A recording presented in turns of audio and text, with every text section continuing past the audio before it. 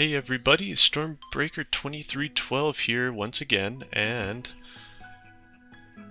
we just got our first patch, and you pretty much just have to throw it. It doesn't really matter where you are, and it'll go to the location it needs to go to, and what that does is just unlock the next level for you to play, which is awesome. As you can see, Kirby was pretty happy with that, and I am too, that's for sure. But anyways, now we are going to do Flower Fields right now. Cool. And this level actually took a while, so unfortunately this level will be over 2 parts actually, but the next part will have more than just the rest of this level. It will also have a bit of extra stuff at the end, so that should hopefully make up for it. But anyways, we're gonna get started here, and yeah, I was trying to figure out how these flowers even worked. I thought maybe just by like hitting them with your whip you could make the petals pop out. And I was trying to make the petals pop out so I could get get more coins. So then, that's when I figured out that running on the flowers actually works. So that kind of solved a bit of a dilemma that I had before. And I thought they still had some sort of purpose even after all the petals came out, but I guess not. And yeah, so now that I know what to do, I can actually continue with it. And it takes a little bit to get used to running on these flowers, like if you want to go in one direction. Because if you go too fast, you're gonna change directions, kind of like I just did.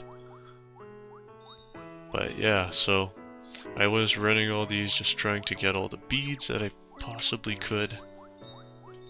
Because I like getting beads. Beads help you buy things and whatnot. And then there's these like larger flowers, which are easier to run on because they're round, whereas the other ones are more of an octagon-like shape. But now I'm gonna swing on that flower there and collect some more beads. So yeah, this process is a little bit repetitive, but I guess if you really want the beads, then it's worth it. And I wanted the beads. And yeah, many different colors of beads as well, so they keep it interesting, that's for sure. And this one didn't even give me any beads, which was a disappointment. Did all that running for nothing. But that's okay. I will just move on. And yeah, so I thought maybe I could get up there, but I might not be able to quite yet. And here's where I kind of mess something up in this level, which I wish I hadn't, but I did anyway. But that's beside the point. We'll either way, we will move on. But yeah, had I done this differently, I probably could have saved a lot of time and done this all in one part. But that's okay. Yeah, so I was trying to figure out what to even do there. Then I realized that he had a button there to grab on his tongue. And there's a bunch of fish down here. Just swimming around. I like how the fish have goggles.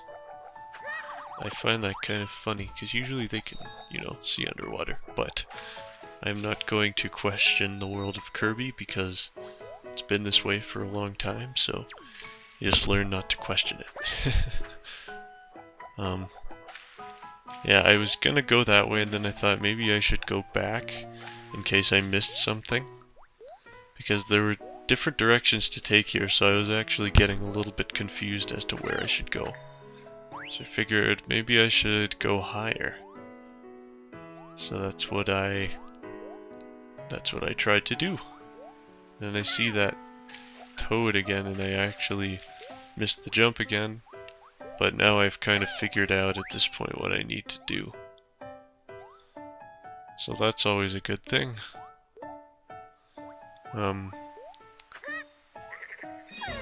Yeah, now I actually got his tongue, which is good, and good thing I went back for that. I did end up getting a treasure, which was a much needed, well, maybe not much needed, but it's always good to get. And here I'm just kind of playing it safe, just floating down on my parachute.